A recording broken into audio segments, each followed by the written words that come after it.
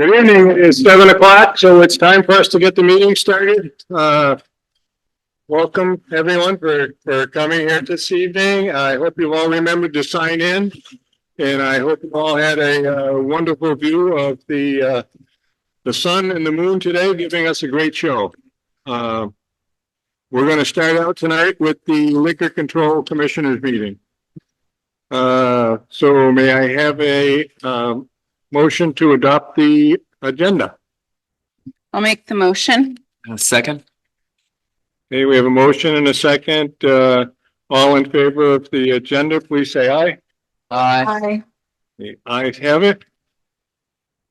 Bill, do you see it says the speaker has an echo? Do you know any way to fix that?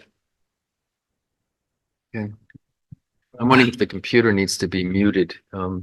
I'm wondering if it was because my speaker is on. See if that fixes it. We'll see if the Okay, so approval of the minutes of the last liquor meeting, which was March 25th. Make a motion to approve those minutes. I'll second that. Motion and a second. Any changes or corrections to the minutes? None heard. All in favor of approving the minutes, please say aye. Aye. You opposed? No one? That's unanimous. Public comment on liquor control? Would be none. Liquor control. Really hard to hear you guys. Pardon? Really hard, Zach. Really hard to hear you. Hard to hear? You can come forward. the mics don't do anything for the room. It's only for the Zoom. The mic only goes to the Zoom. I'll speak louder, Bernie. So I'm going to make a consent. I'd like to make a consent agenda item for items 4, 5, 6, and 7, which are licenses and permits. I'll second that. okay, so we're going to take 4, 5, 6, and 7 as a consent. Any discussion on 4, 5, 6, or 7? None heard. All in favor of approval of 4, 5, 6, and 7, say aye. Aye. Ayes have it. Item 8, Motion to adjourn. motion to adjourn from Second. Mr. Coolidge. Second, all in favor? Aye. Liquor control completed. Now we move on to the Brandon Board of Cannabis Control. First would be to adopt the agenda. Make a motion to adopt the agenda. I'll second. Sorry, Mom. Motion and a second to adopt the agenda. Second would be approval of the minutes of the, what meeting was that? March 25th. March 25th meeting. Any motion on that? I make a motion to approve the minutes. Second. Motion and a second. Any corrections or changes? None heard. All in favor of the minutes, please say aye. Aye. Opposed? Minutes have passed. Public comment on cannabis control? None heard. Item 4, approval of application. I make a motion to approve the application for the manufacturer's Tier 3 renewal of Rutland Craft Cannabis LTD. Second? Second. Okay, any discussion? None heard. All in favor of approval of the license, please say aye. Aye. Opposed? None heard. Item 5, Adjourn this one. motion to adjourn from Mr. Coolidge. Second. Second, all in favor? Aye. On we go to the Brandon Select Board meeting. First, would need to have an adoption of the agenda. Make that motion. Motion to adopt the agenda. Changes in the agenda? I'd like to add an executive session for interviewing any possible appointments tonight. Okay, so 17A will be appointment interviews.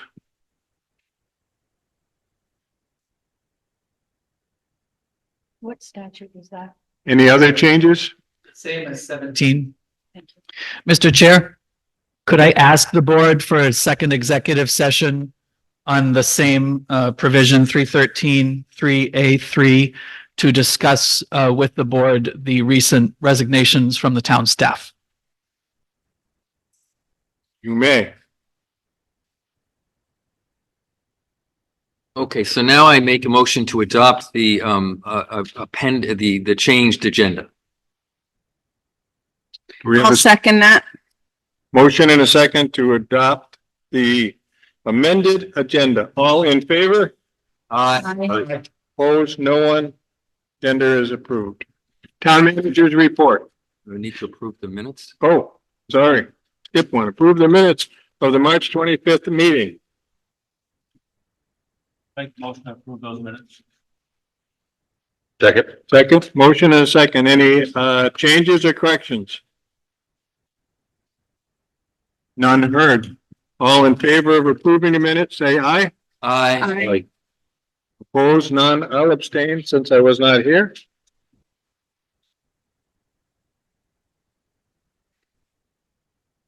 Now the town managers report. Thank you, Mr. Chair. Mr. Chair, members of the board, I submitted my report in advance, but I do have something to add to it. And I prepared a one-page handout and dropped that on your desk this evening. So if I may, I'd just like to at least skim highlights of the update. So this morning, the town stood up an emergency operations center. It was the southernmost activated one in Vermont today. I was there as emergency management director. Tim Giles was there as emergency management coordinator. We were in remote communication with chief of police, the highway division chief, also the fire chief, and with our Rutland Regional Emergency Planner, Maggie O'Brien.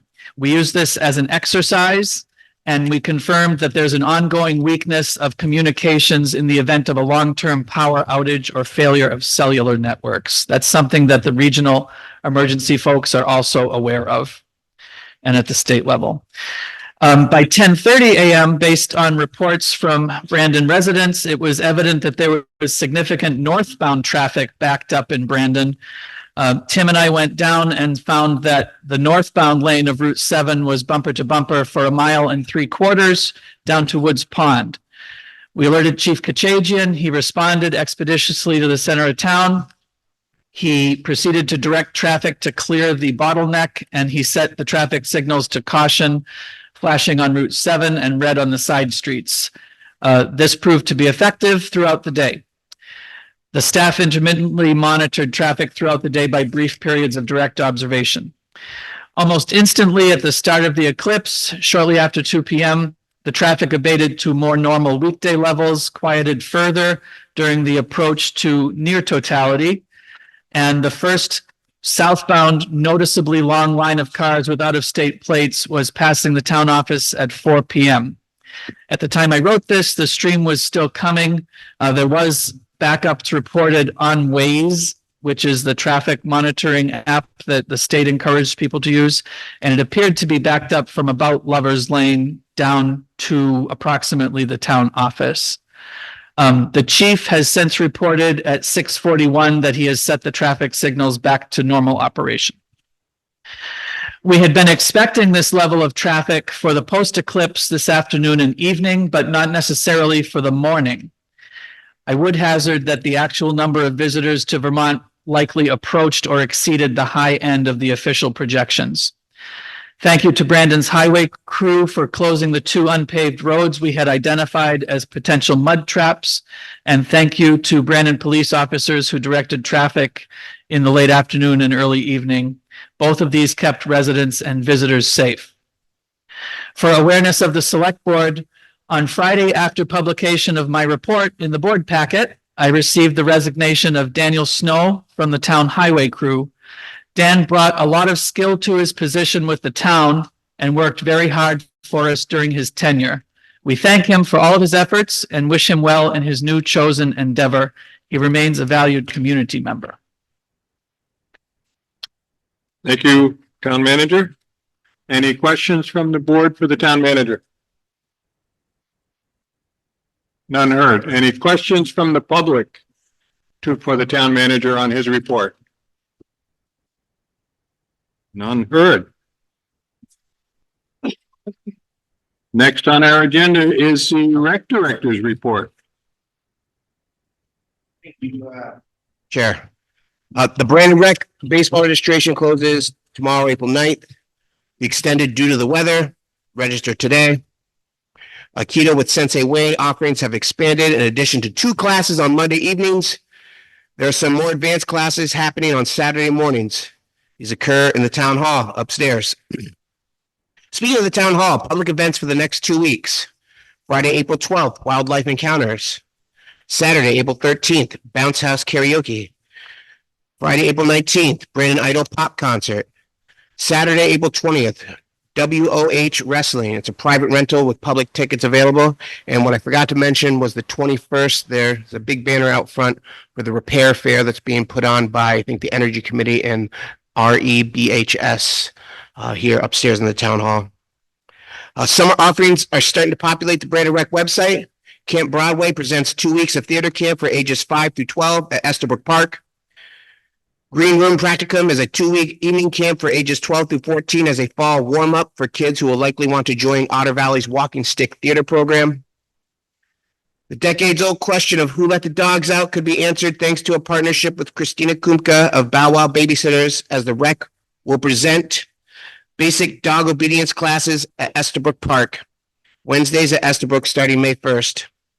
We're working with a local resident to create a space for a community garden program. Stay tuned for date and location at the next select board meeting. I also wanted to take the opportunity to let people know that we had a very successful weekend of activities with the rec that put in partnership with the chamber, culminating today with an event at Estabrook Park that saw 80 people there, and a cooperative event that we put on with the library and the Middlebury Parks and Rec, as well as the Ilsley Library, that had 12 to 1,300 people up at Mary Hogan for the Path of Totality, and it was successful. And just want to thank everybody for their help on that. Thank you, Mr. Moore. Questions for the rec director from the board? No, thank you. New. Questions for the rec director from the public? Quiet crowd tonight. None heard. We will move on. Item 6, appointments to fill a vacancy. Oh, I'm missing stuff. I'm sorry. Public comment. General public comment for things not on the agenda. I'm slipping. I see a hand up. Can you come up and use the speaker for it, please? Thank you.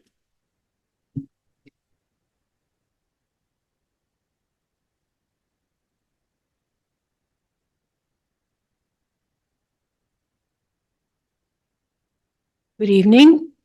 I have a question in reference to the roof, the town roof. I read in the paper that it had been decided that the roof would be slate, and it would cost, I don't know, $700,000. And I guess I missed that meeting, because I didn't get a chance to express my input. But I have problems with us spending the money to put a slate roof on because of the cost of repair down the road that we are, putting that burden on future generations. When I think probably a wood slate or wood, whatever. No, metal roof, standing seam metal roof would be a much better choice in terms of long-term protection of the building and cost-effective approach. And I certainly have lived in slate shingled buildings. And they're lovely, but they're expensive to repair. And, a good branch or a good storm, they do crack. They do crack and you have to climb up there and repair them every single time. So I would ask that the town and the committee or whoever's in charge should reconsider this choice of slate tiles to a standing seam. Because it doesn't put a burden on the future generations in terms of maintenance. And I think it would probably withstand the types of storms we seem to be getting recently and which they are projecting that we will have in the future. That's, I hope people can discuss it. There's a question on Zoom for you to introduce yourself. Hi, No, I'm Sue Benedict. Yep, just speaking to the mic, because it's the people on the Zoom that need to, Oh, I'm Sue Benedict. thank you. I've only lived here 25 years. I'm sorry. Okay, Thank you. anybody want to take me to task on that? No? Mr. Chair, I can make a response. I'm not taking any task. Hmm. So, when the board met, they did ask, when we met on this topic, they asked me to solicit prices on different kinds of roofs. We did get 1, 2, 3, 4, 5. We got, I think, 6 total quotes that were from 3 different companies for 3 different kinds of roofs: slate roofs, asphalt shingles, and standing seam metal. Former board chair Tracy Wyman and I met with Bill Moore and a well-known local metal roofer to review some of those and his concerns about them. And we also then communicated with the State of Vermont Division of Historic Preservation, and we asked whether we would be jeopardizing any future funding or whether we would have any difficulty with funds that had already been awarded for this building if we changed the roofing material. We were advised that none of the previously received grants that the town has used for the building are open for re-examination if we do that, but that there is no acceptable alternative for slate going forward for new grant applications. The quotes that we received were, we received a quote of $486,000 for slate, a quote of $314,000 for shingles, asphalt, a quote of $508,000 for standing seam metal, a quote of $336,000 for slate, a quote of $269,300 for slate, and a quote of $228,600 for standing seam metal at that time. And how do all those choices of roofing compare in terms of upkeep and wear and tear from storms? So I think there's no question that a slate roof will require some upkeep over its life, but its lifespan is considerably longer than either of the other 2 alternatives. And the slate roof on this building, absent anybody's information to the contrary, is in about its 160th year. And that is, I've been involved in many churches and other historic structures, kind of preservation groups. And the rule of thumb or the common knowledge, common wisdom, whatever you want to call it, conventional wisdom, is that a slate roof in New England will last you about 150 years. Like this roof has served its purpose, and I have no reason to think that a new slate roof could not have that same longevity. Even the standing seam metal roofer that we spoke with, and the other folks who provided us quotes on the standing seam metal roof, you know, that they're talking about 20-year warranties and, 30-year useful life kind of thing.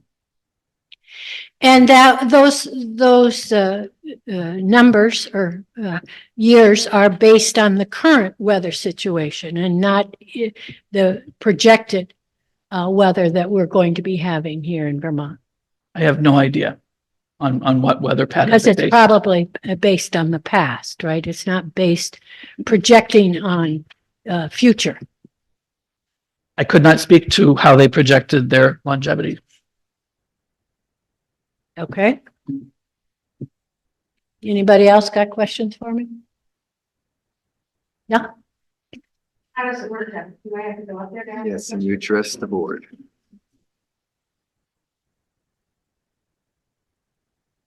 Hi, so I'm Karen Farwell. I want to thank you, Susan, for thinking about future generations, because that's important. It's not just a moment in time. And my question about slate roofs is this.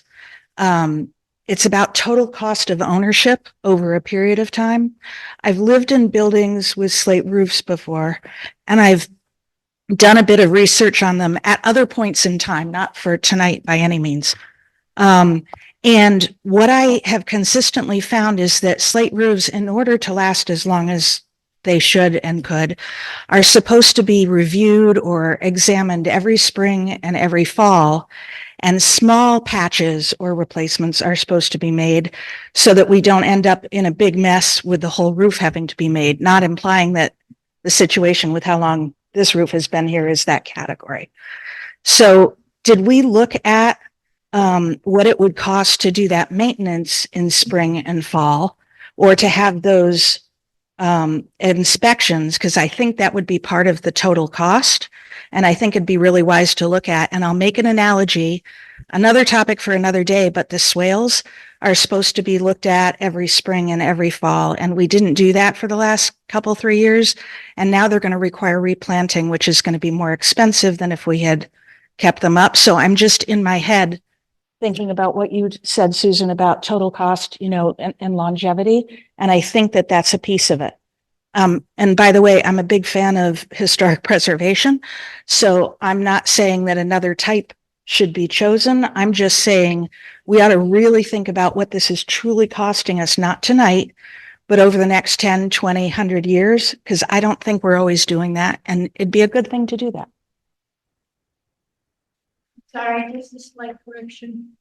I heard that the cost of the slate roof was going to be $700,000. And that's what was in the paper. And you just quoted saying it was only going to be $400,000 for the slate roof. So I would like a clarification. Mr. Chair, the numbers that I read tonight are accurate numbers. I don't know what reference there would be to a $700,000 figure. And the slate roof was a little bit. The lowest bid was the standing seam of 228. There was another standing seam of 508. But the second lowest was the slate of 269.3. To the other question about maintenance, the town's past practice has not been to have twice annual maintenance, but once annual maintenance on the roof. And the town has paid for that out of its $10,000 line item in the operating budget for maintenance of the building. And every year that it has been used, it has not, that line has been more than sufficient for that and other purposes. Thank you. Other participation from the audience?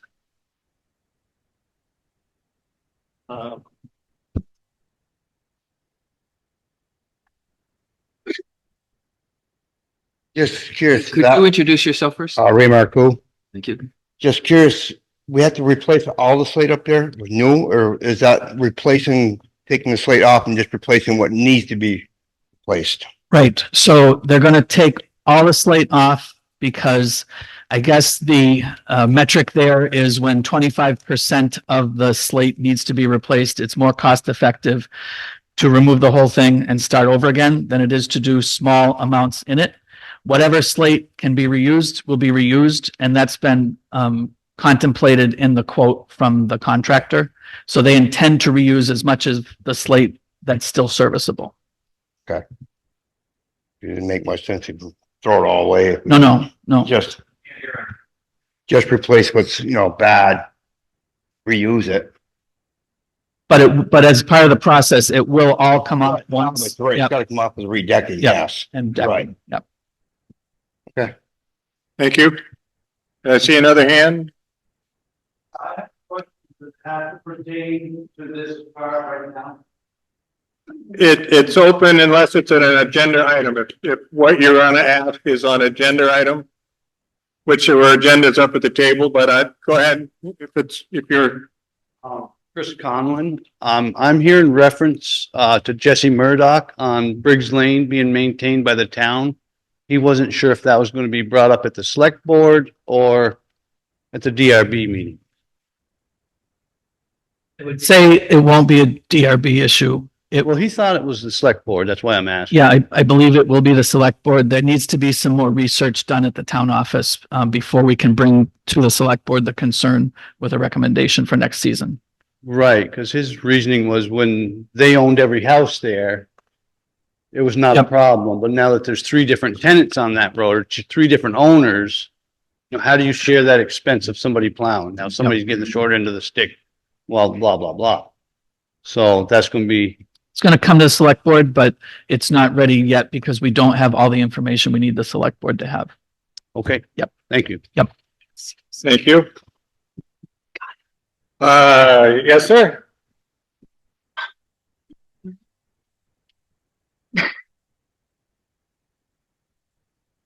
Neil Sills, and I would like to make the quick comment that the acoustics in this room are terrible. It is very difficult to hear anybody up here speaking in, I don't know what you want to call it, the audience. So if we could get these microphones to also enhance the audio in the room, that would be wonderful. But it's really been very difficult to hear anybody, either you all speaking or the commenters speaking. It's a long hand up Hand up. in the Zoom. Brett Bueller. Okay, Brent Bueller on Zoom. You can unmute yourself, Brent.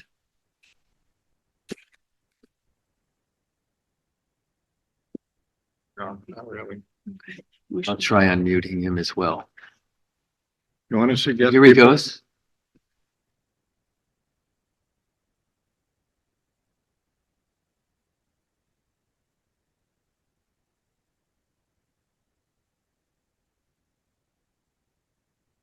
Is it an old hand up or did he just put it up?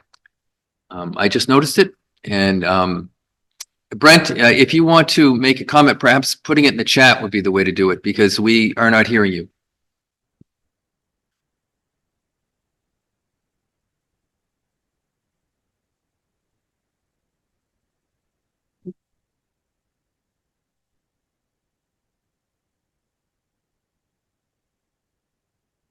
Looks like he has his hand down. Perhaps we can go on. And if the chat comes up, we'll notice it. How do you feel if we ask to take a minute recess to move?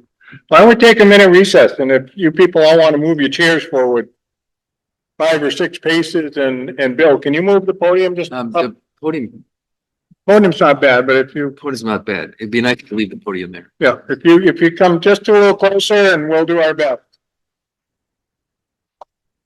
Please don't drive the chairs if you can afford it. Thanks. Stephen, could you come another row forward? Full 5 or 6 feet? Full 5 or 6 feet. Yeah, that's great. Great. That's great. No, you're okay, Sorry. Dorothea. Now you're in the You're infantry. good. You're perfect. Thanks, like. Unless you want to stand the whole meeting, you're good. You don't? Okay, me either. The funny part is it feels like you're shouting from here. It feels like you're shouting. I'm trying. Yeah. Yeah. Oh, yeah. Use your- No. Oh, yeah, it's hard. Okay, thank you all for doing that, moving forward. We're trying to make it intimate. We never know how many people we're gonna get. And I feel I'm speaking really loud, but I guess I'm still not loud enough. So, echo. Oh, Okay. So we're still at the end of the public comments and participation. I don't know if anyone else has anything they want to add before I move on. Yes.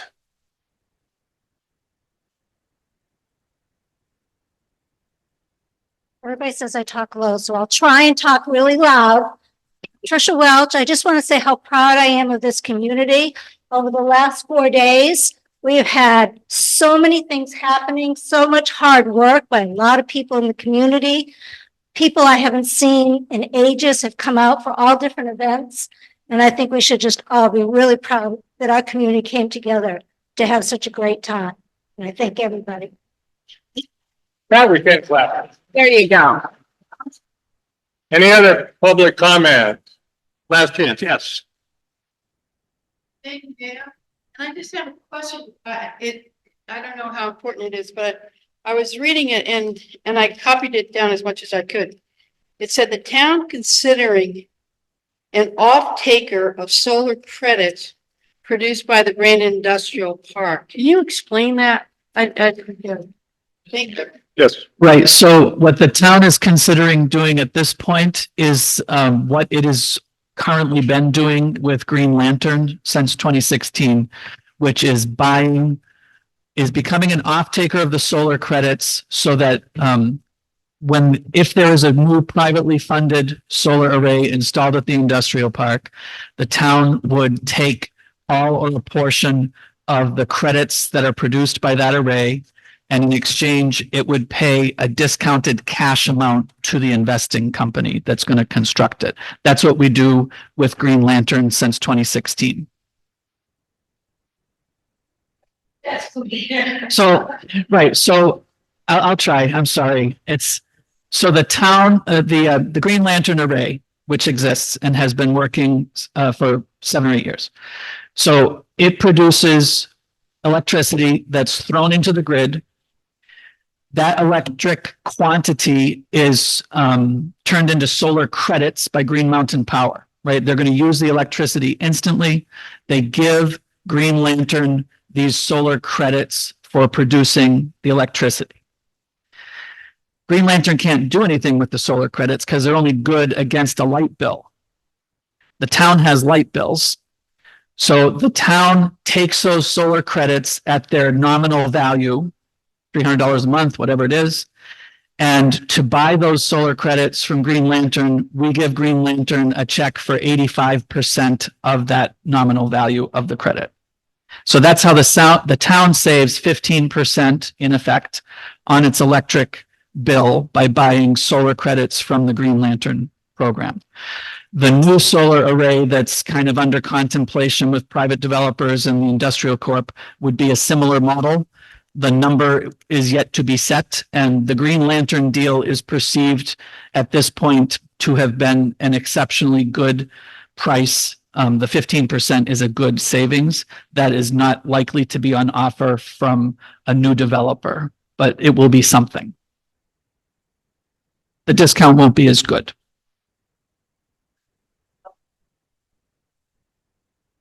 So some private company like Green Lantern, but not Green Lantern, is interested now in building a solar array up there at the industrial park. And the town still has a bunch of electric bills that are not covered by the current production from the Green Lantern array. So we're looking to cover the balance of, or some large quantity of, what we still have for light bills that we pay cash for. And instead we would be having solar credits pay those light bills, and we would pay maybe 90% to the new developer instead of 85. Yep. Sorry. Thanks. We now have a question from Brent. Read that. So the question from Brent on Zoom says, does historic preservation recognize the use of the architectural slate type synthetic shingles? And the answer was no. They do not find that there is any acceptable substitute for slate. Now your turn, Claire. Thank you.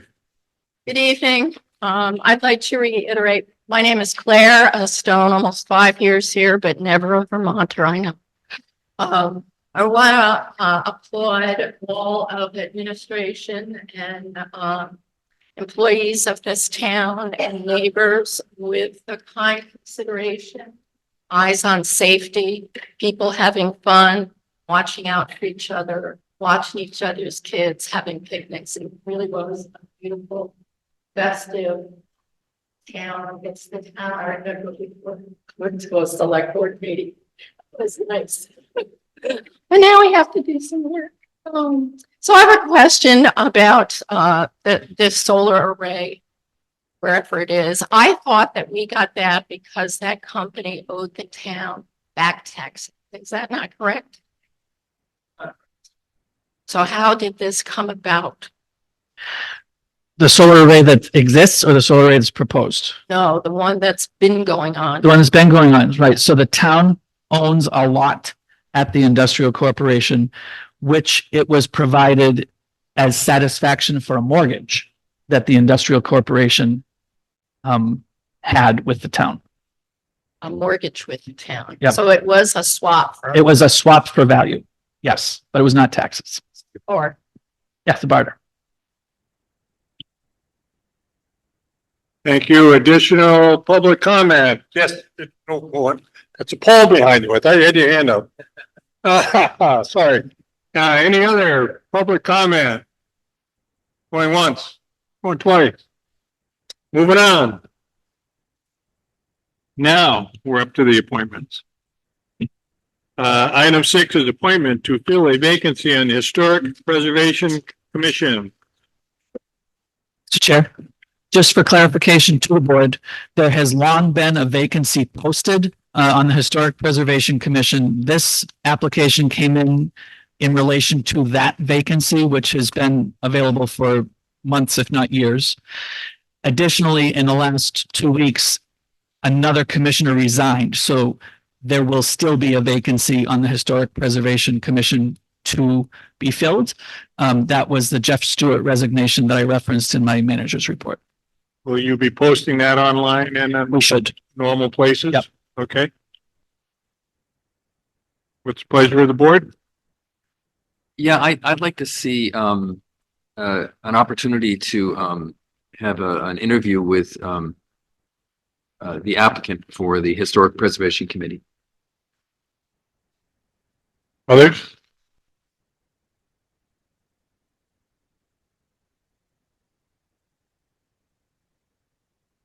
Other opinions? Not really. I certainly do not mind, having a meeting with the applicant. And it sounds like we might end up with another applicant because there's a second position open.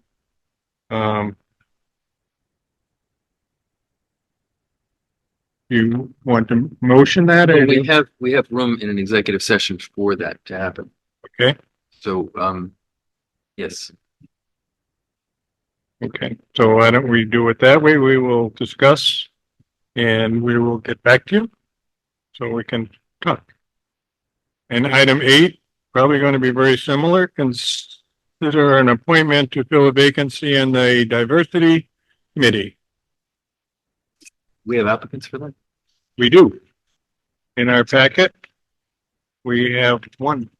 We didn't have it here. Who's Ben? Yep. Jerry. Yes. It is Bill over here. I wanted to talk about Ben's application that he put in. Ben's actually been participating in some of the work that the Diversity, Equity, and Inclusion Committee has been doing over the last 3 months, with our participation in the Vermont Leagues of Cities and Towns cohorts training. Ben has been a fantastic representative for Brandon, working in that capacity, working with myself and Sue Gage. The position became available, and I think that Ben would be a good applicant for the position. He's been, again, attending the work, representing Brandon, to give us a third person to be a part of that. Ben Wimett. So he has already been acting in that capacity, but Representing Brandon as a part of the Vermont Leagues of Cities and Towns cohort work that we've been doing for the last 3 or 4 months. just not blessed by the board, the past board. I'm sorry? It's just not blessed by the Correct. past board, so to speak. Yes. Okay. What would the board like to do?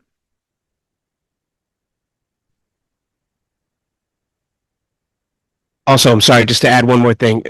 Out of this, this work that we've been doing, Sue and I and Ben, an ad hoc position, one of the things that will come out of this, I'm sure, is the expansion of the committee for folks that would want to represent the town. Initially, when the Diversity, Equity, and Inclusion Committee was created by the town, it was pretty inward facing. It was all town employees that were a part of that. The idea had been that, the work that we could do would be inward facing as far as the staff is looking at this as circles, a staff of 28, 29 people where you could start doing work. And now that we've done a little more work, we can work outside of the town staff, hence the opportunity to expand the committee outside of town staff. It makes sense to me that if we're discussing one in executive session and we discuss the second, does that meet approval of the board? Yes.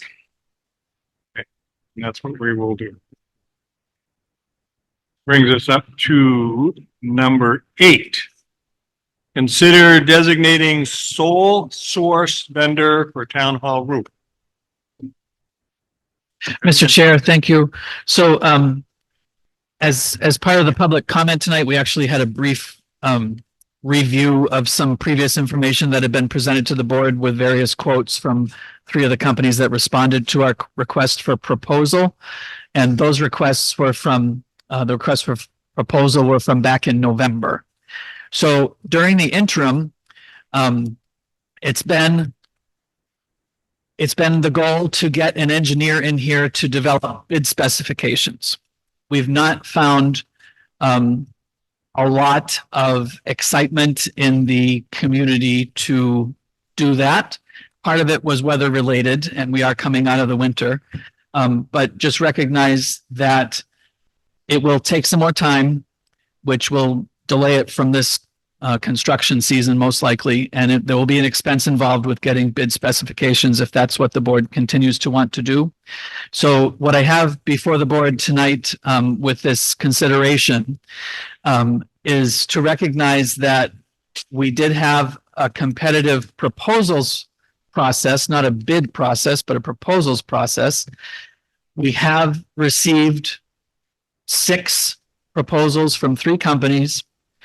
One of those proposals is for a like-for-like replacement, meaning slate for slate, from Spardella. And Spardella has been the company that has done the work on this roof in the maintenance kind of way. So my recommendation to the board is that the board basically consider that the bidding pool for this kind of work is going to be small, that we do have 3 proposals that were solicited in a competitive way from 3 different companies, 2 in Vermont and 1 in Massachusetts, but actually that was from their New York branch. And that Spardella's is the lowest of those 3 quotes, those 3 proposals, that they do know the building, they do know the roof from their previous work here. They're quite local, they're from Fairhaven, and they would likely be a good candidate to continue maintaining any slate roof that we installed on this building to replace the slate roof that exists on this building. And so I would recommend that to expedite the process and to recognize that there is a limited pool of bidders and that we have qualified bids from known suppliers, that the board elect to designate Spardella Slate as the town's sole source vendor for a replacement roof on the town hall. Pleasure of the board. Yeah, I make that motion that we designate Spardella as the sole source vendor for the town hall roof. I'll second that. We have a motion and a second to name Spardella sole source. Discussion. How much ARPA money is set aside for the roof?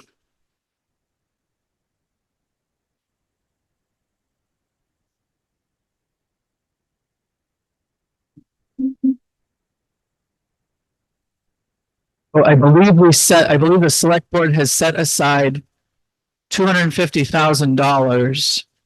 That was an approximate number based on what was left and unobligated in ARPA, plus whatever is not expended from the proposed but rejected town-owned solar array, which was $60,000, of which the town has spent has cleared spent less than $5,000.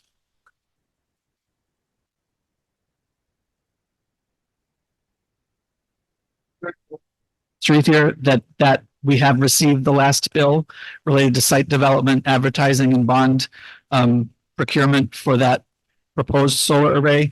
But there's still one player that has not, kind of given it to me in black and white that they will not be submitting any other bills. So that's my only hesitation.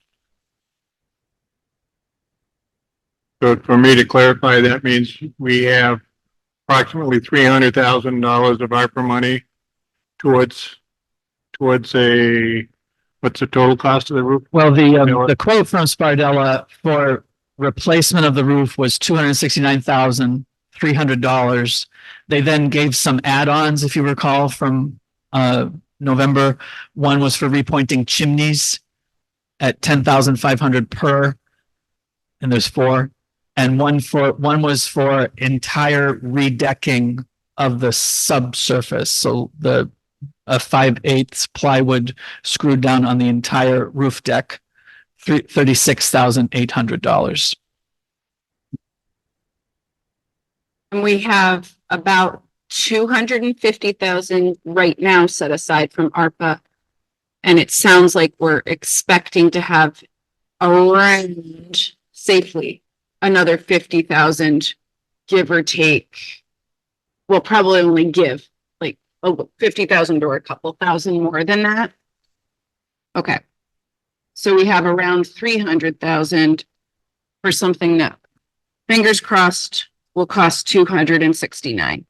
Now, this quote has expired. They have all expired Right. because they only last 30 days or 60 days or whatever. We'll have to request him to update the quote. Okay. Additional discussion?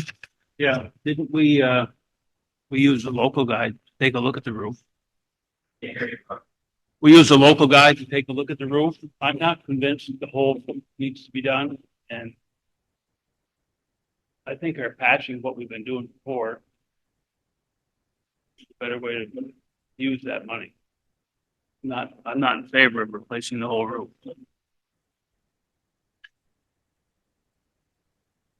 Other comments or questions from the board?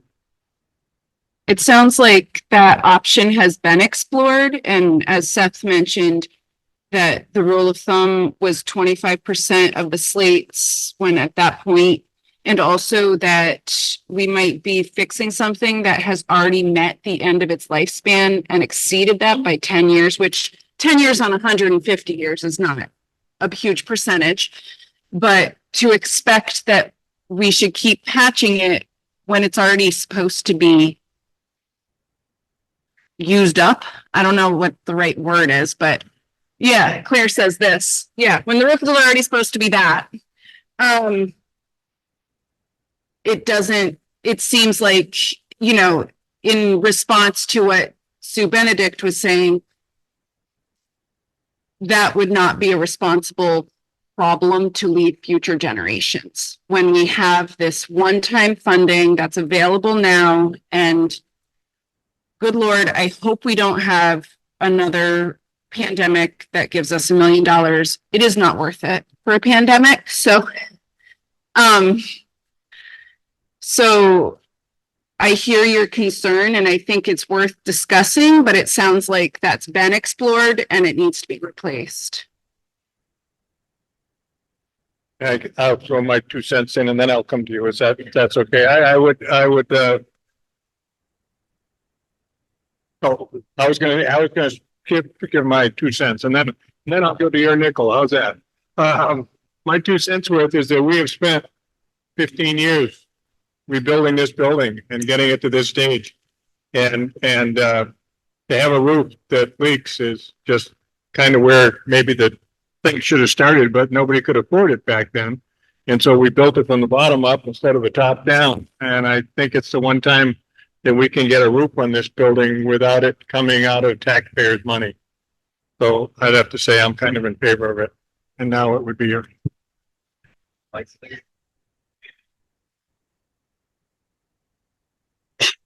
Sandy, we think that you took time to come here, that we need to hear you. I'm sorry. my question is, to,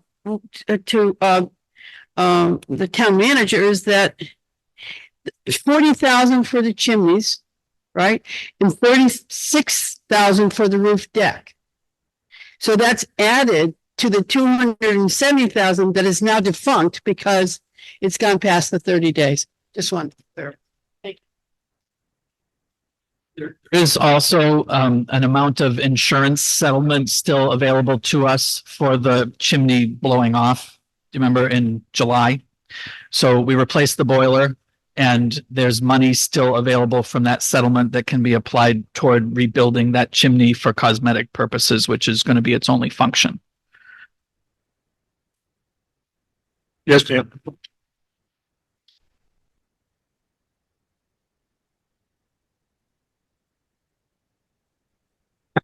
I have a question about oversight. So I can't remember the name of the company, Spardello is going to do the roofing. They're going to establish the specifications. Is there anybody to provide independent third-party confirmation that the work has been done to those specifications? Mr. Hopkins, answer. There is not anybody identified to do that, no. One of my experiences with roofing, and it was granted it was a shingle roof, was that even though the instructions called for 3 nails per shingle, the guys only used 2. Be that kind of thing that I would be concerned about.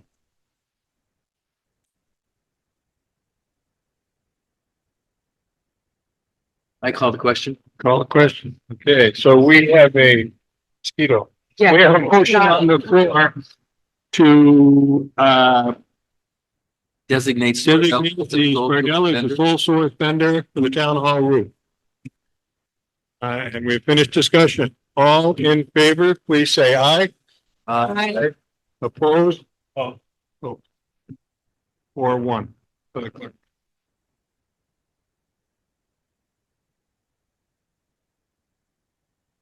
Moving on, item 10, adopt, 9. item 9. Why am I one step ahead all night I'll long? keep you honest. You keep it. Funny, it's a blind side. I gotta keep this over on this It side, was a maybe. transformative experience of. There we go. Yeah, it's trips. Took my eyesight away. Consider certification and compliance of town road and bridge standards and network inventory.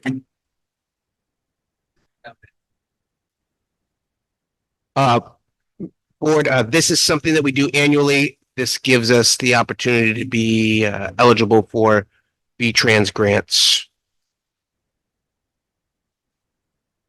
I make a motion that we certify compliance for town road and bridge standards. I'll never give it to it. Second. We have a motion and a second. The town roads and bridge standards, any conversation on this item? Mr. Chair, we did check with the state's current standard, which is the 2019 standard, and the state's evaluation of Brandon's standards. And the state's evaluation of Brandon's standards is that they're in compliance with the state's 2019 standards. So in a sense, the board's being asked to confirm that the state has confirmed that we meet the state standards. Good.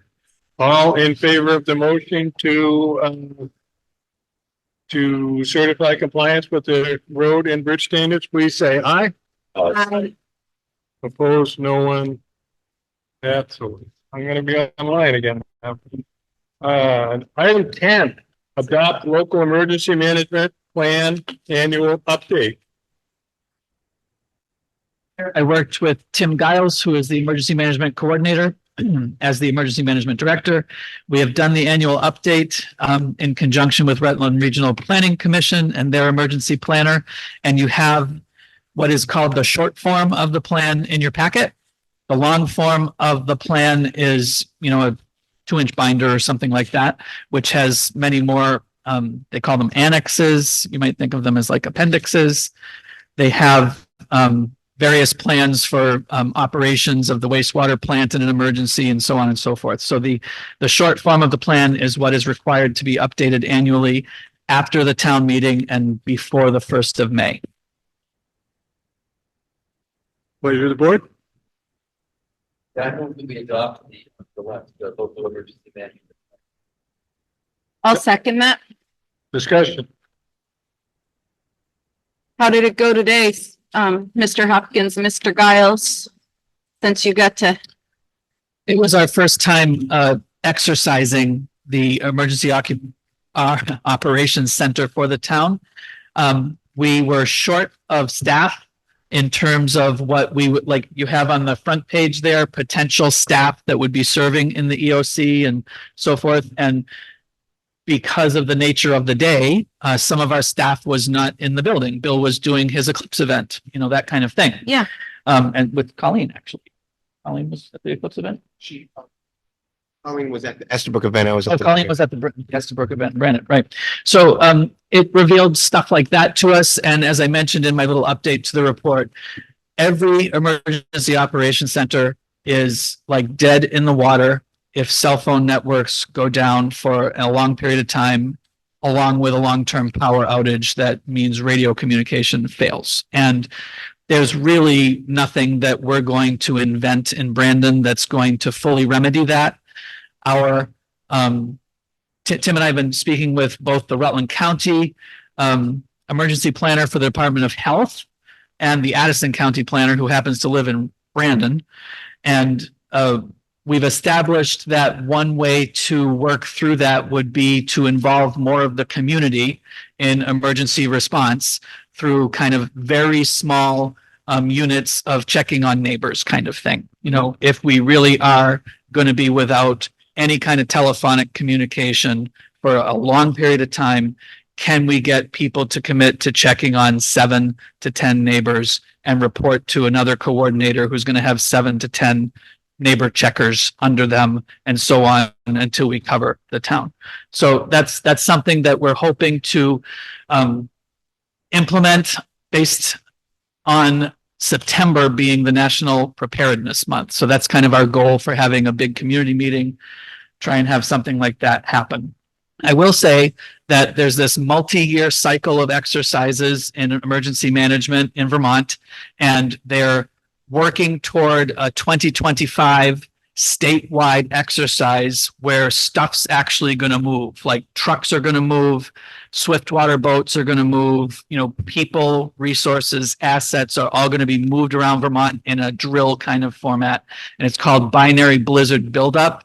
And the scenario is multi-day power outage with resulting loss of communications. So it's going to really help us to focus on what everybody knows is an Achilles heel in emergency response. okay.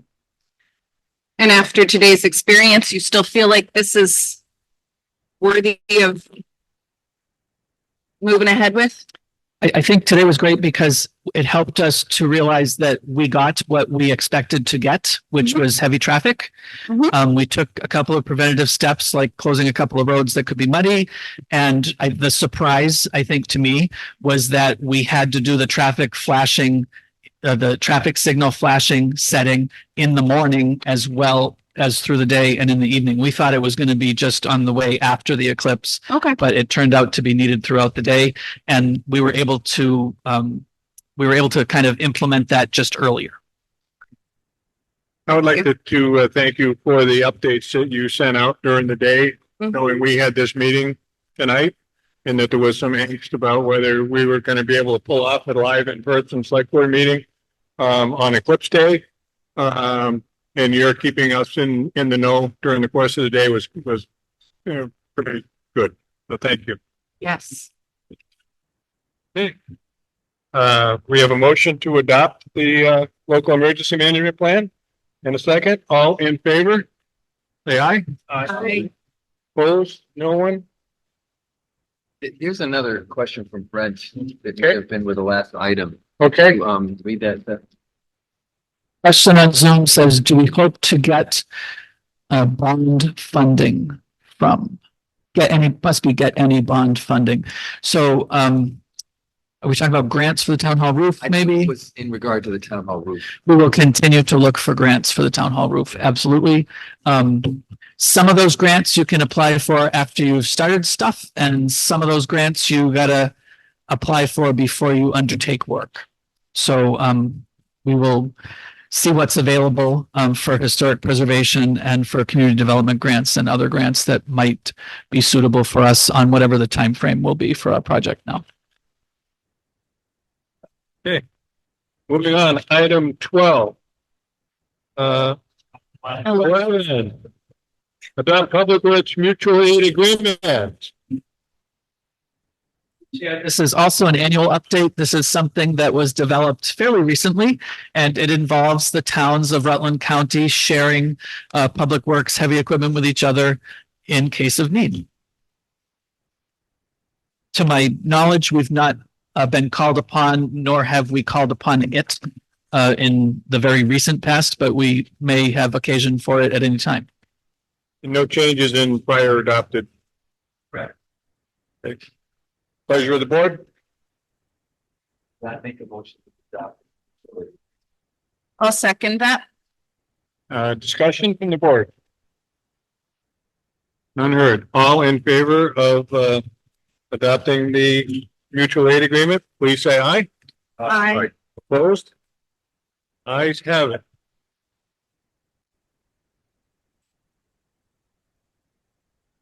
Slowing down. Number 12. Adopt revised budget proposal. Yes. Yes, you may. For budget proposal? No, the thing you just talked about is sharing toys. Sharing tuition. Boys and their toys, yeah, question about that. So I think it's wonderful that you're gonna do it, but in that, because I haven't seen it, I don't know about other people. What about who breaks what and how that's covered? Is that do you get an insurance coverage plan that works for everybody? If I break your backhoe and you bust my dump truck, how do we work that out? How does that piece happen when people share things?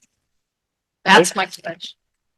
Did you have a run at that, Mr. Hopkins? Sure. So that the town's insurance would continue to apply. There are provisions in here about supervision and control during an emergency and how use of the equipment would be approved. But the insurer is actually the interesting thing is that the insurer for all the towns that we would loan to and all the towns we would be borrowing from is the same company. It's the Vermont League of Cities and Towns Insurance. So it'll make it pretty easy. Okay, thank you. Now we're back to item 12, adopt the revised budget proposal from the workshop on March 18th. I make a motion to adopt the revised budget proposal as workshop on March 18th. I will second that for discussion. Okay, so we have a motion and a second. Discussion. Let me go through my little. You got discussion. Okay. Right. Okay. Yeah. Yeah. This is the first of many typos, Bernie. And you'll be, yes, sorry. I do not have a future as a graphic designer, but I'm decent with visual aids because I'm a speech therapist.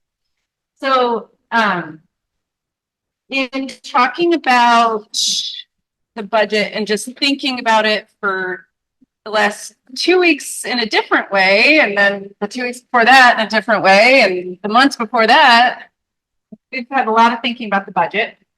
There were some points that we should just consider. Oh, thanks, Rob. That we should just consider. Oh, thanks, Bill.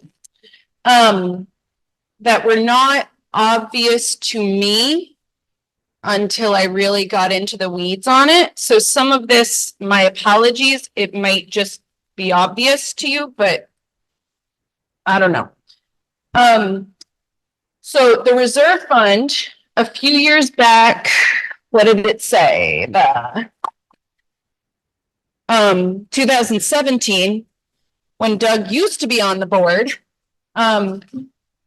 the select board adopted a policy that is research-based from other municipalities in the country, that it's wise to adopt or to maintain a reserve fund that sits between 15 to 30% of your annual operating budget. Now that's tricky because that's going to change a little year to year. So I just took like a real official estimate of 3.3 million, which was like, I'm doing this with it. You know, that might be somewhere between 2 to 3.4 if we're being picky. And that means that the 15% mark, the low end of our reserve budget should be at least $500,000. And again, these numbers are rounded. So if you did the math, you might find that it's 30,000 off or something. But when you're talking about this much money, I think and the 30% mark is the $1 million end of things. So right now, as of today, we've got 719,000 in the reserve fund. So we're smack dab in the middle. And correct me if I'm wrong, but we are also expecting some FEMA payments coming up. So that was sort of the first thing to think about. And last year I always get the years things, but 2022, in November 2022, when they were working the budget, the previous select board, they opted to withdraw some money from the reserve fund because the reserve fund was higher.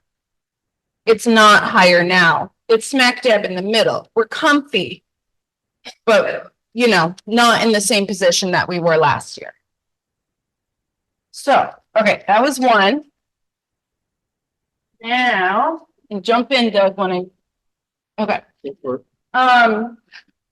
Now we get to turn the other way. And I didn't know this was taped because I did it on the floor.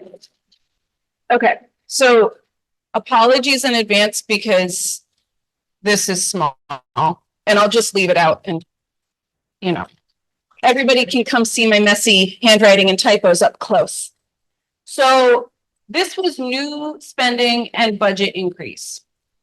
So the things that are basically different from the budget we worked on this year compared to the previous year.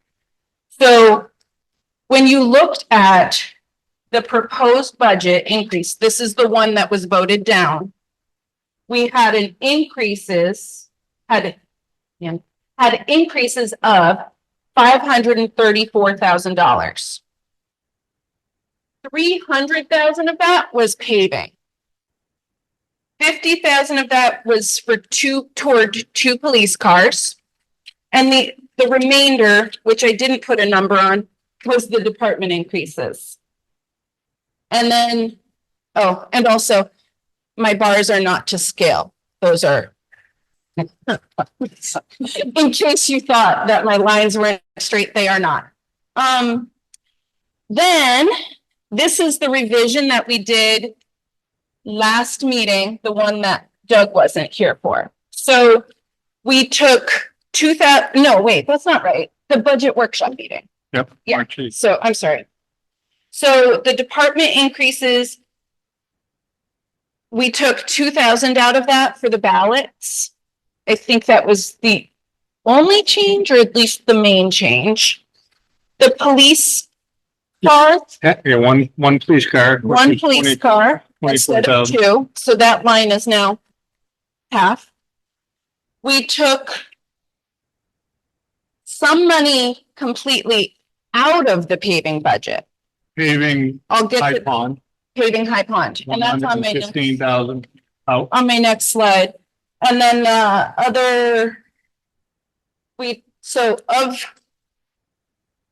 And then Get it fast forward. we voted to allocate $100,000 from Here. Local options tax yes. towards the remaining paving. Yes, so here's the paving one. So that first proposed budget had 3 jobs in it.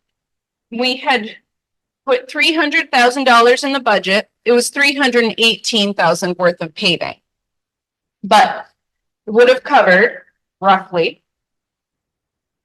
$37,000 for North Street, $166,000 for Union Street, not the side in town, the out of town side of it. the far, you know what I'm talking about? The distant part. And then 115,000 for High Pond Road. In the reworked budget, we just took that out, no more High Pond Road. We left in Union Street and we left in North Street. And then we used 100,000 from the local option tax. So not only did we take 115,000 job out of the paving to-do list for the year, we also used $100,000 instead of saying we should raise it by taxes. We took that money, we planned, if it's approved, to take that money out of the local options tax. So then, this now, thanks, Mr. Ethier. So now, this is what it looks like. So, I see Karen's face. Your face looks exactly how I expected when I used the crinkly paper, but then I thought, I'm working on the budget. I better not throw away even the crinkly paper, my God. And I said that as I was working on it with Tim. So, it's not pretty, but hopefully that helps. And that's, yeah, visuals never hurt. And I would like to take 1 minute if, oh, excuse me, go ahead, Claire. I want to say thank you. I don't want to stuff message.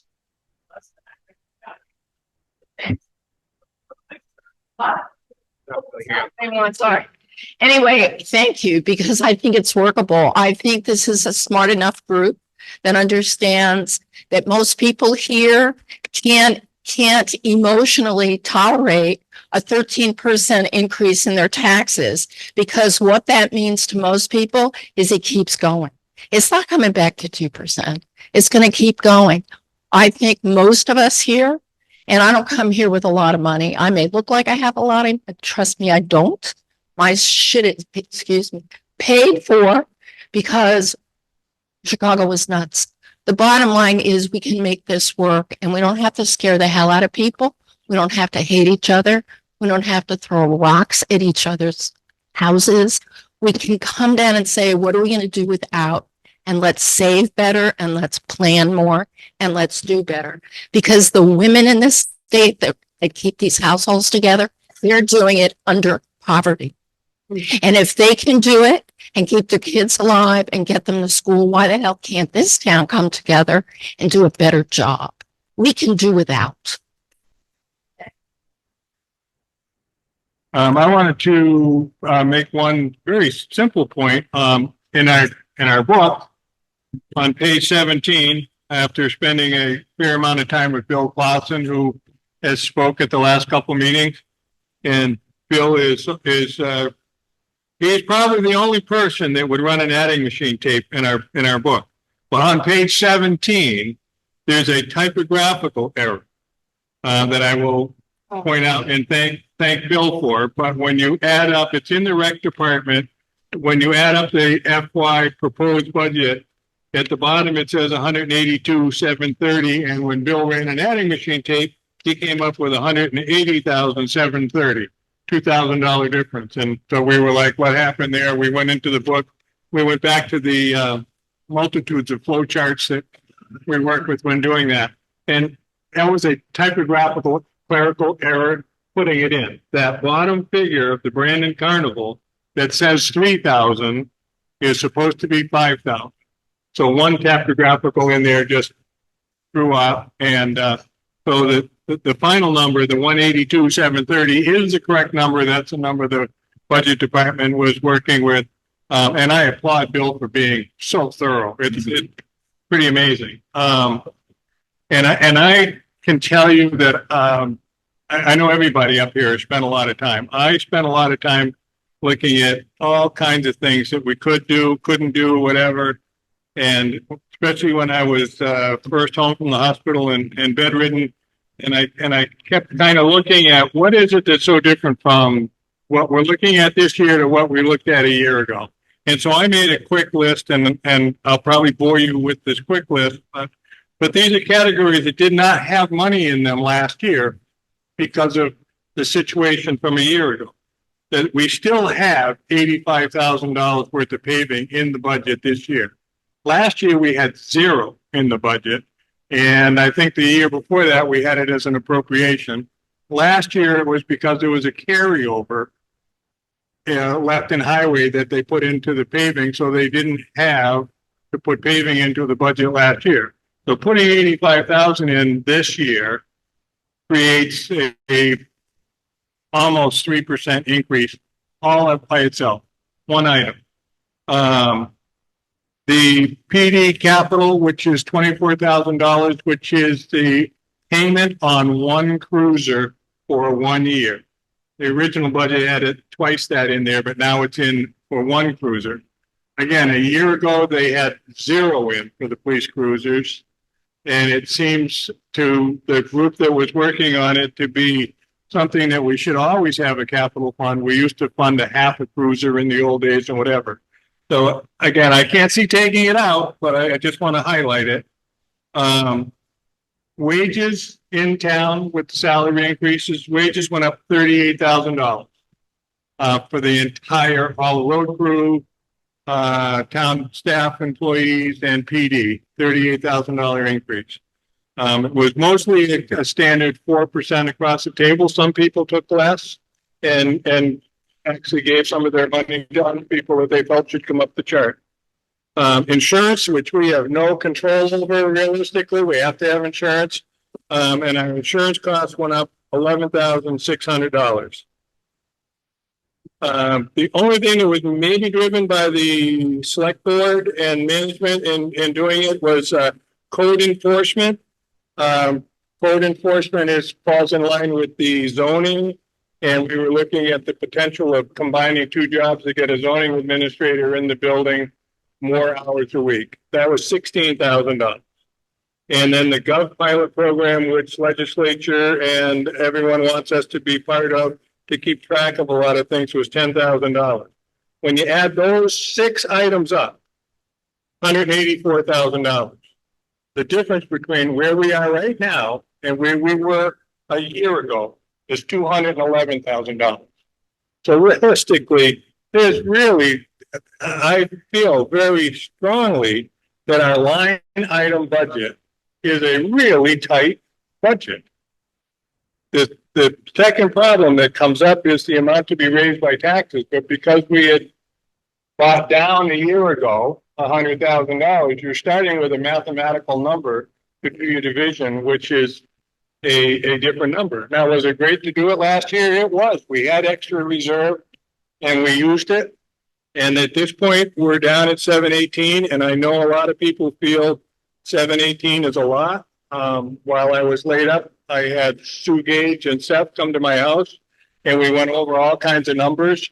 And because I was thinking of, what if we take some more reserve and we do something creative with it, which I won't tell you what I was creative with, but I was trying to be creative. And in the end, Sue Gage convinced me and reminded me that in one day, in one rainstorm, Newton Road cost us over $800,000 a couple of years ago, in one day. And then we did get the money back afterwards, but that's what our reserve is really for. It's for the emergency that happens. And we have no idea or knowing what emergency is going to happen next year. And if we cut our reserve too low and an emergency happens, we're in trouble. So that's the quandary that the select board is faced with. That's my 2 cents worth. I don't know if anyone else wants to say anything. Thank you for that. I call a question. I was gonna say something. Okay. I'm in favor of less government. All these things, if we had the money, are nice. We don't. We can do better. And we're moving numbers around. But when we need to cut things, when you cut something, you eliminate it. We aren't doing much for cuts. We can do better. And I've had many meetings before. Ideas are just I didn't have to. Nobody else wanted to see them, and people I deal with, some of my volunteer work, I know this 718, if that's our municipal number. They can't afford this. We have to do better. We can do better. What, Isn't that the tax rate you said? The 718 was a reserve fund. That's the reserve, that's not the It's a tax. municipal tax rate. Tax rate is. oh, tax, What is did you write it? proposed municipal tax rate that will go up? So we can't, you want the percent on Just a increase. The percent. percent of the increase is still 10.8%. The amount to be raised by taxes. The budget line percent is 6.3% increase. And the tax rate is higher than that because of the 100,000 that was taken out the year before, which was equal to 3%. So that's where those different numbers come in. I'm curious, Brian, what other cuts would you like to make motions about? Same thing, same thing. that- Okay, go through them. Yeah. Okay.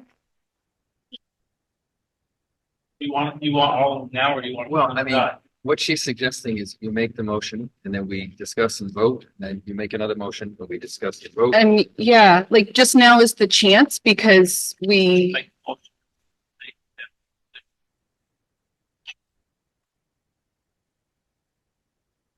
You have a motion to eliminate the deputy position. Is there a second?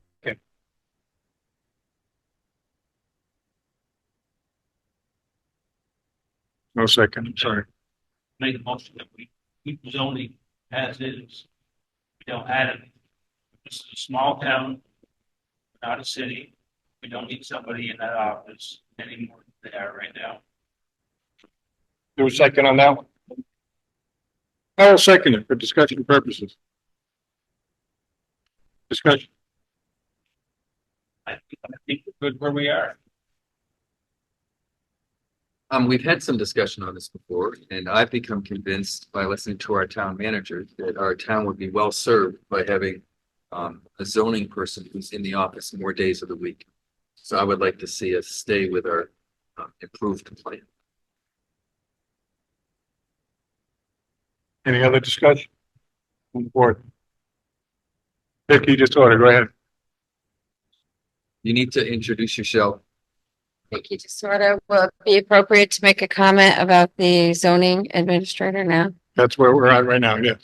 I was at the last DRB meeting. I think that's what it's called with the laundromat. This individual was not competent with Zoom. He was facing away from the microphone, so you couldn't hear him when he was speaking. He had a grandchild and an off the screen. And if that is this person's approach to his job, I question whether more hours is appropriate or whether a more conscientious and able person is the answer. Thank you. Any other discussion? Any question? Okay, we have a motion and a second to leave zoning as it is. All in favor of the motion to leave zoning as it is, say aye. Aye. Opposed? Opposed. opposed. What is your vote, Doug? My vote, I didn't vote. I'll oppose. Okay, just wanted to be clear. And I don't think it's a good time to institute that government program. Go. So make a motion. Make a motion. We don't institute the go program. I'll second it for discussion. I would like to ask the town manager to just explain, is that the program Mr. Chair, thank you. The Gov pilot program is something that I'm recommending so that we do not need additional staff to do these tasks. The current situation in the town, which has been the situation for quite some time, is that the town needs a better way of tracking its own use of its staff, its equipment, and its stocked materials.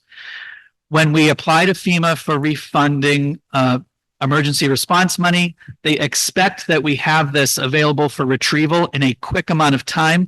And We in Brandon don't have anything approaching the ability to do that. We have to recreate all of these entries because they just don't exist. We don't have a system to keep track of them. The current staff that we have is sufficiently obligated for the tasks that we have them for. And this is designed to avoid needing to bulk out the staff at all.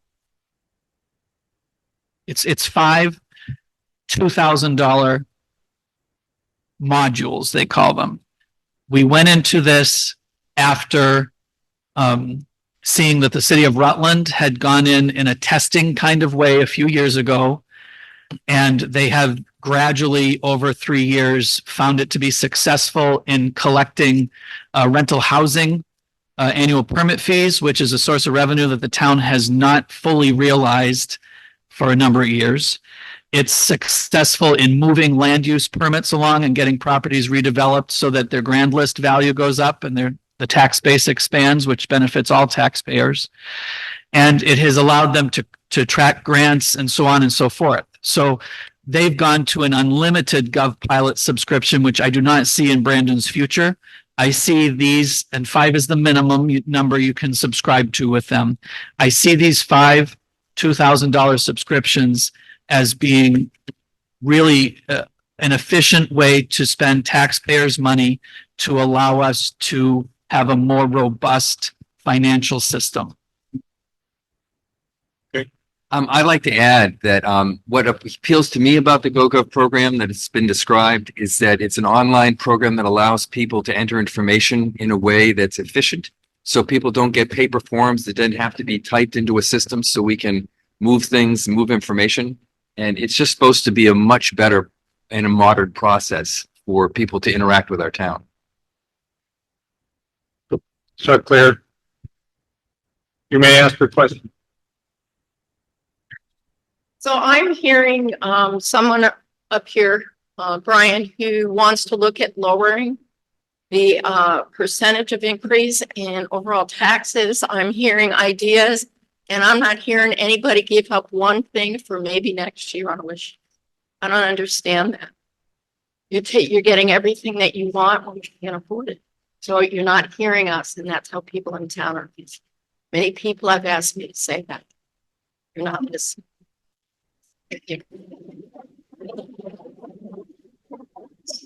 You gave $241,000 of cuts. I'd like to respond to Claire's comment just now. Judy Bundy, I've lived in the town for 20 years now and am recently not a property owner, although I was one up until a year ago. I remember the year we went to the polls 5 times and didn't pass a budget until September. And the reason for that was that the town felt we could not afford these increases. Subsequently, the way that got passed was they pulled all of the paving projects and other kinds of town money or town expenditures out of the budget and put them in as appropriations so that the people in town could see exactly what it takes for the core functioning of the town, the police, the roads, the sewer, and all that. And at that point, it passed. If I'm not mistaken, paving stayed out of the budget ever after and was always in as appropriations. And now this budget committee decided it was time to put paving back into the budget.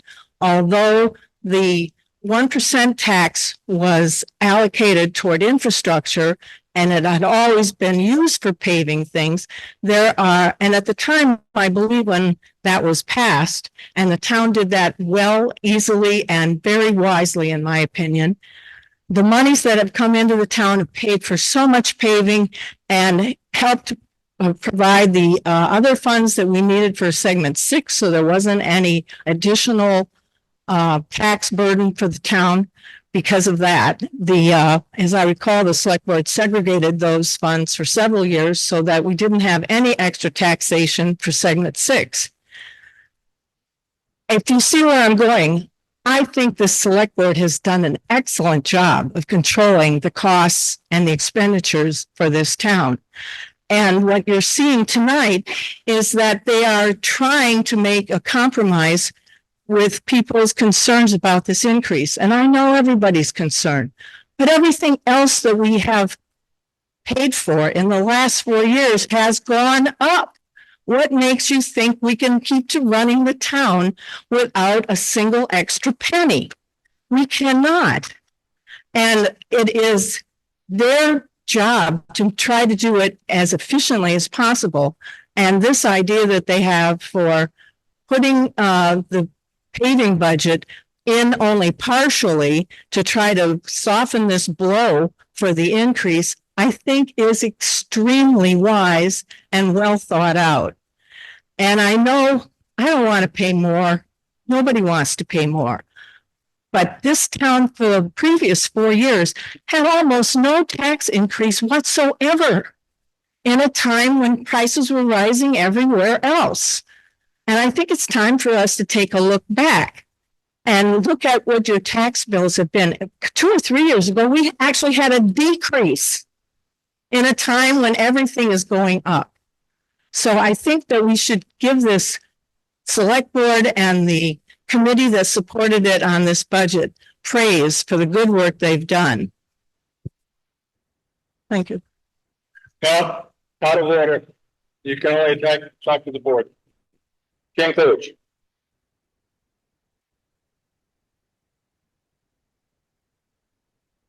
Jan Coolidge. So at the last select board meeting, when we were talking about the budget, I made the recommendation of taking 100,000 out of the budget and use the 1% money because the community was telling us that they weren't going to pass the 13.4% budget. Select board wouldn't listen because we said if you would have at least went down 100,000, that budget might have passed. So now you're going down a little. And what I'm hearing is they're not going to vote for it. So this is your chance to make some changes because it costs the town of Brandon money to have a revote. And I asked at that meeting, what does it cost to mail a ballot?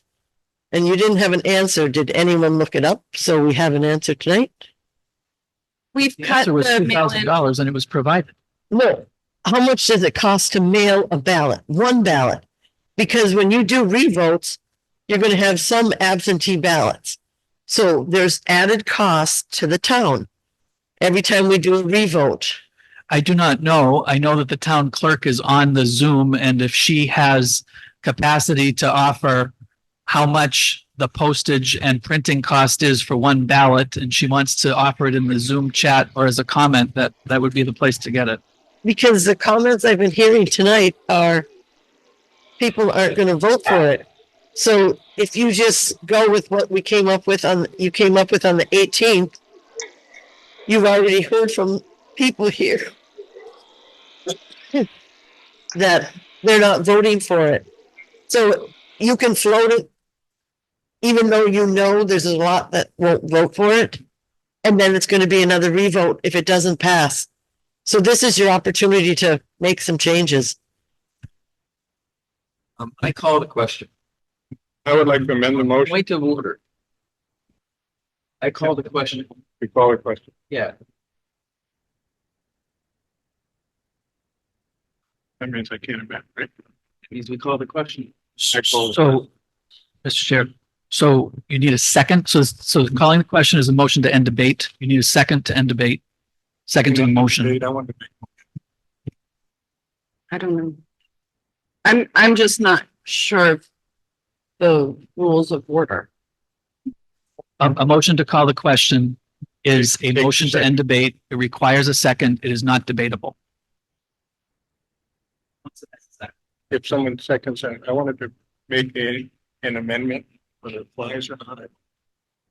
Okay. So there's not a second, so I'm good. I'll second to hear the amendment. If you second it, that means that we call the question. Oh, never mind then. No, sorry. I misunderstood. Okay.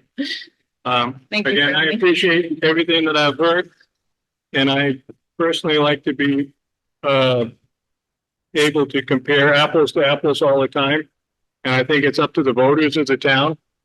And so I would like to amend the motion that, the motion is to adopt the budget numbers as of what they were after the workshop.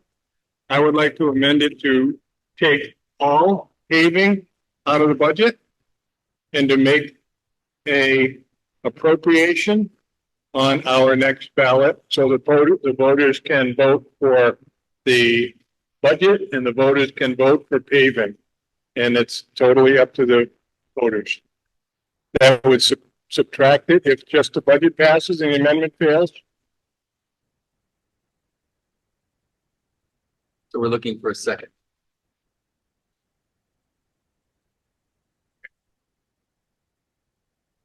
The amendment fails.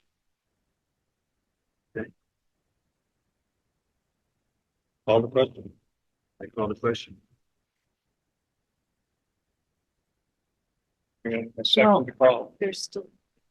So, okay. And I guess I'll take this moment to speak as well. It's important to remember that the board needs to come up with a budget that's actually balanced for the entire town. And for you to suggest that this quorum that you found today represents the town is really far from the truth. I'm very glad that people come and have interest and want to speak and influence the process, but there should never be a decision that's made by a show of hands and by 20 or 30 citizens here. This should always be a process of deliberation and thinking about what we think is best for the town. That's why we're elected. And so let's not misunderstand the process. Okay. And you can come up here to the podium if you like. Podium, and we'll go one at a time. One at a time. Thank you. We're elected to represent the community, not for your great ideas and not for your attempts to make the budget process briefer and palatable. I believe that, first off, I'd like to say that the Budget Advisory Committee had virtually nothing to do with this budget. That there was 3 meetings where we had good conversation. And then the last meeting when the select board came and said, we're going to do A, B, C, D with no input from the Budget Advisory Committee. The idea to add $300,000 in paving was not a Budget Advisory Committee suggestion. It came from Tracy. And I think in my way of thinking, at least, that the select board is looking for an easy way out on this. It takes a lot of work rather than saying, well, what do you want to cut? What do you want to cut? What do you want to cut? What do you want to cut? What do you want to cut? To sit down and look at the budget again analytically. And what we got was, what's your pet projects to cut? Which ones can we get a vote on? And which ones can we cut? And that is not an intelligent way to revise a budget.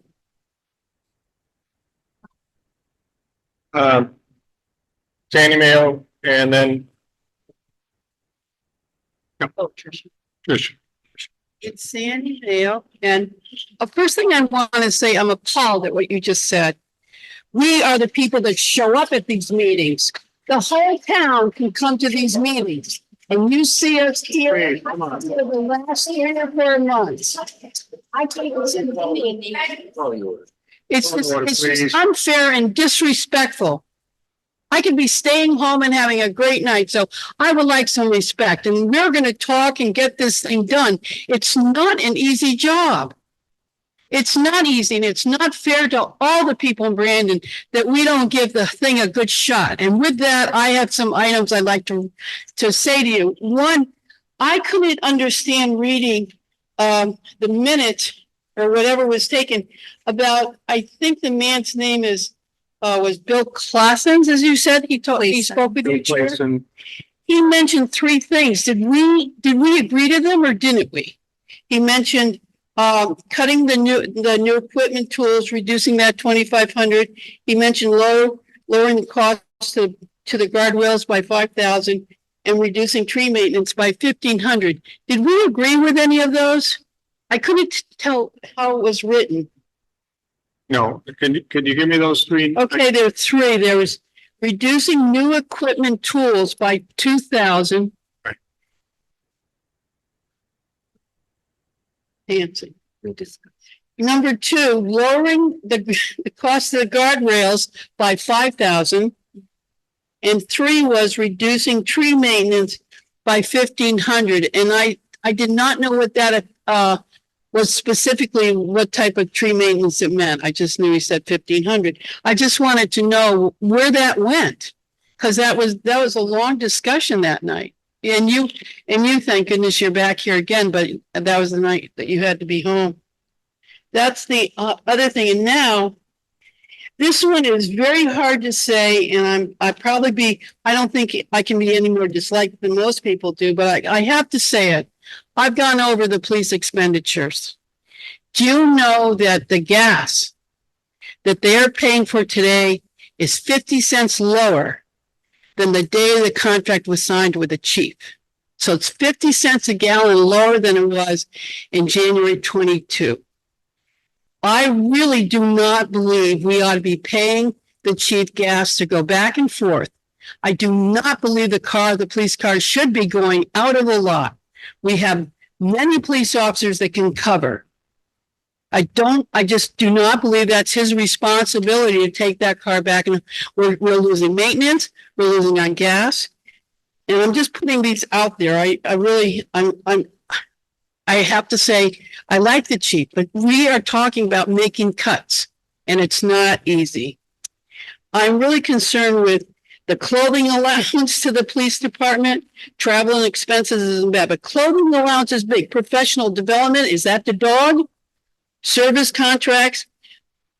These are things that we can go down with a few $1,000s in each area and just be shaving off amount of money so we can get the budget down.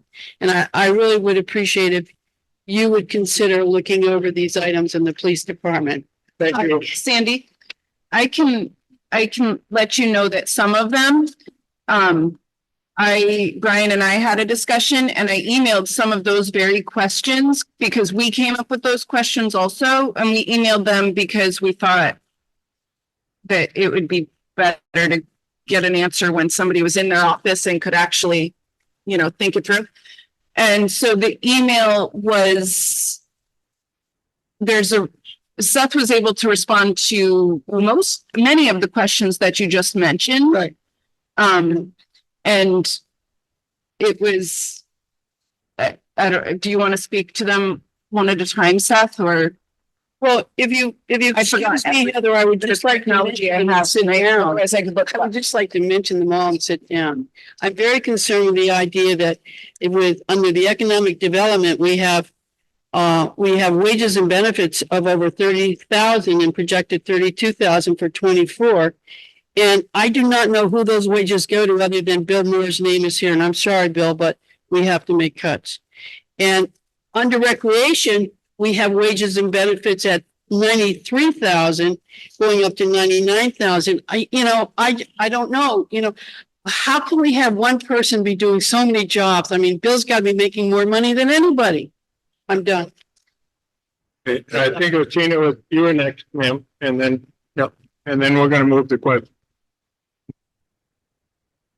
Tricia Welch, I would just like to remind some of the people on the select board that the town budget committee did not have input to this budget other than we came to all the meetings, we had discussion, we gave input to change it, but the select board chose not to pay attention to any of those comments. And I know and several people that are here are here in representation of many other people, whether it was on page forum asking for it, meeting with people on the street, asking them, people in our neighborhood, people who are friends that are not happy that this budget is going up as much as it is. And to make an accusation that somehow we're just some fringe group that's sitting here and not representing your community is just false. And I think you need to have respect for the people that do have the option to come out and speak to you personally and also represent those that are home with small children or that are home and elderly and cannot come here. And I think it's very disrespectful the way you've spoken to us. Okay, we got one more. I'm going to respond because I do want you to understand that I respect that people come out and speak to us. I have great respect for the democratic process. And the democratic process is for us to elect representatives and then for those representatives to work together to shape policy and run the town.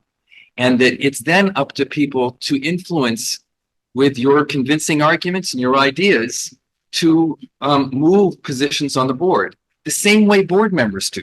When I have an idea, I make a motion and I try to convince people on the board to support my idea. And so you have that same authority, and you did on the budget committee. And the fact that you didn't persuade us to agree with you is unfortunate, but it's not because we weren't listening to you. It's because we didn't agree with some of the conclusions you came up with. And this is the same thing that happens when I make a proposal on the board. I try to get people to convince them to agree with me. And so I have the greatest respect for people who come to our meetings and share their ideas with us. Okay, Claire, and then I really want to move this question because we're beating around the same thing. Go ahead. Two things. I have been a part of a conversation with the chief about the use of his car to go home. And I think, Seth, have you not also been in that conversation?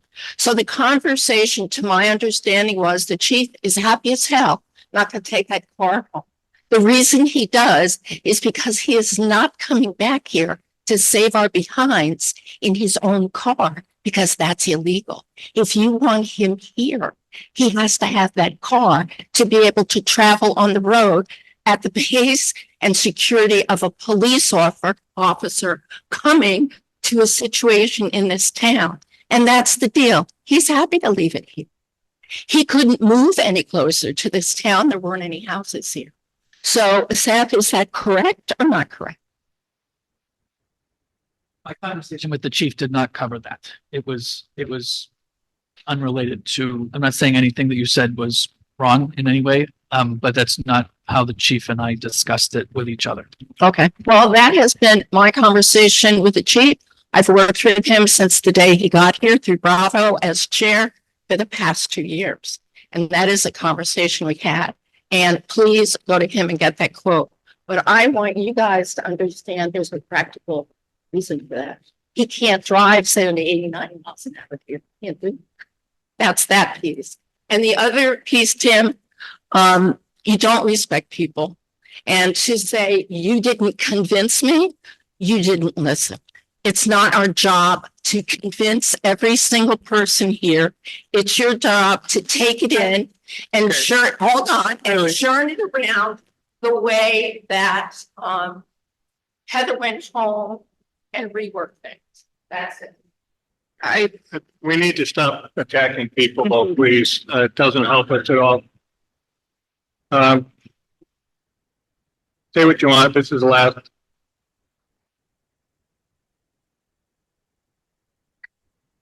Thanks, Vicky. I just want to suggest one more specific budget cut for the second cruiser that's still up there, because my understanding is that we were going to cut out 2 cruisers this year anyway, so it should be a wash. We are retiring 2 cruisers that are old and retired, and I'm just going to clarify a couple minor points. Sandy, you mentioned their clothing allowance, and we've looked into that. The clothing allowance for the police department is part of a union contract.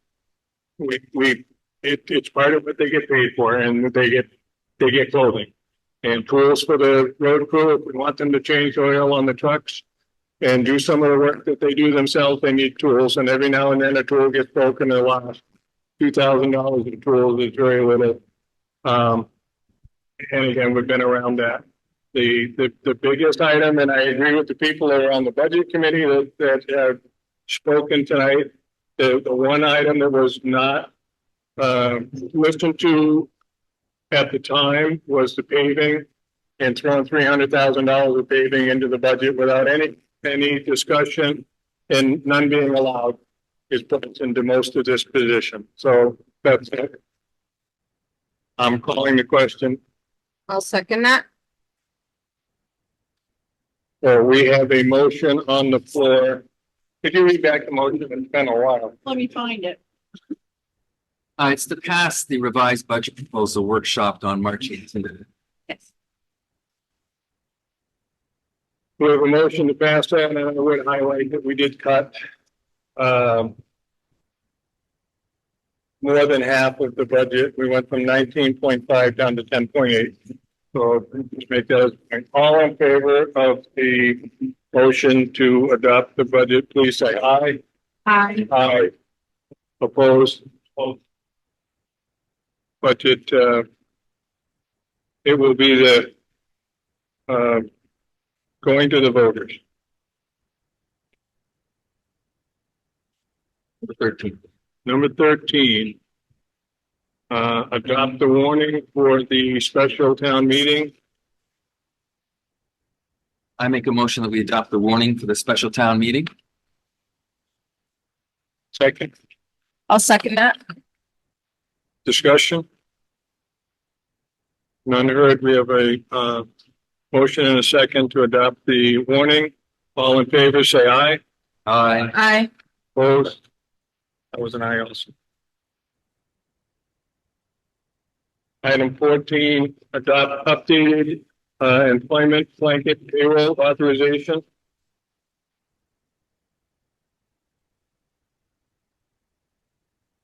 Mr. Chair. Yes. So at the top of the authorization sheet, I have the box that explains the changes. The changes are that Winston Forbes has been hired and he started work this morning at 6 o'clock on the highway crew. So his wage is there. $25 an hour. Retaining Sean Erickson, although he's retired, retain him on the list for occasional call-in work. Sean does have a license that our town crew does not have for the weight of a trailer that the town crew sometimes finds useful. And Sean is willing to come in and do that driving for us. The third change is to remove Anna Birch McLeod as a special police officer. She has resigned due to her other professional commitments. As you know, I did report at the beginning of the meeting an update that Dan Snow has likewise resigned, but I would prefer to leave that onto the next warrant because he is still working a 2 weeks notice with the town.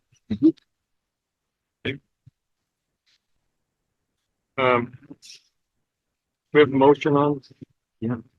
Second. Okay, all in favor of approving the, Oh, I'll make the motion that we approve this updated blanket payroll authorization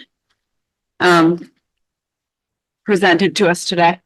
second, no, motion and a second. Any other discussion? None heard. All in favor of adopting the payroll blanket payroll, say aye. Aye. Opposed? Passes. I make a motion that we approve the warrant for $698,910.71. I'll second that. Motion and a second for the warrant. Any questions of the town manager on the bills? Unheard. All in favor of the motion, please signify by saying aye. Aye. Aye. Opposed, none. And now we will recess to go into executive session.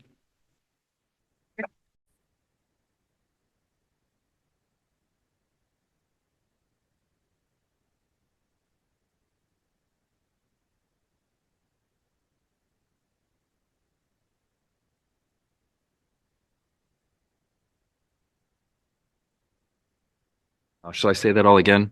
No, it's good. No, I think you could just. Yeah, but no mics were on. Yeah, I make a motion that we go into executive session for the appointment or employment or evaluation of a public officer or employee per 1 VSA subparagraph 313(3)(a)(3), and the time is 9:07. Second that. Okay, all in favor, say aye. Aye. Aye. Executive session. After executive session and discussing the applications we have, it's our pleasure to appoint Karen Farrell to the Historic Preservation Committee and Ben Wimet to the Diversity Committee. Great. Great. So, I'm in for the next executive session for the appointment or employment or evaluation of a public officer or employee per one VSA 313-3A3. And the time is 9:30 PM. Is this bringing Seth in to talk to us about the road About the trip? two, Okay, because he doesn't want to be here when we do his review. So, okay. So the first executive session, do we need motions and votes on it? each time we need the motion and the vote. Well, what about, Motions, second and vote. okay, we don't need a motion to vote or nothing like that, so it's just a 5-0 vote on each one. Exactly. Okay. I'm just trying to do my clerk duty here. Exactly, yeah. And so we needed a second for that executive session motion. I'll second that. Then, All in favor, say aye. Aye. We bring Seth now in. we're in executive session. Now, coming out of executive session at 9:38. Executive session number 2, no action taken. Ready to enter executive. Now I session. make a motion to enter executive session. I move to find that premature general public knowledge of the pending contract negotiation with New England Police Benevolent Association Local 422 will clearly place the town of Brandon at a substantial disadvantage by disclosing its negotiation strategy. And I need to do this as 2 motions, right? I need a second on this. Second. And then a vote. Motion. Do we motion? Do we second? Now we need a vote. Okay, vote for going into executive session regarding the police department. All in favor, say aye.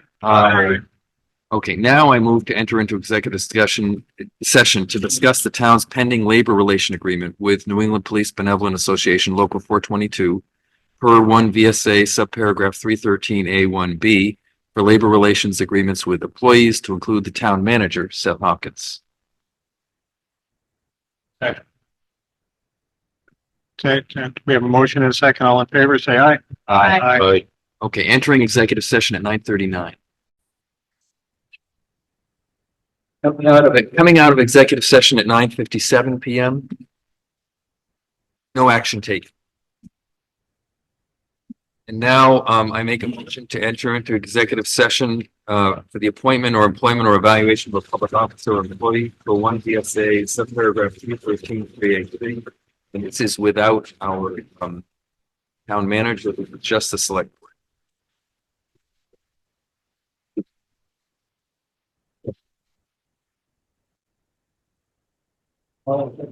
Aye. Okay, we're coming out of executive session at 10:21 with no action. Second. All in favor? Aye. Aye.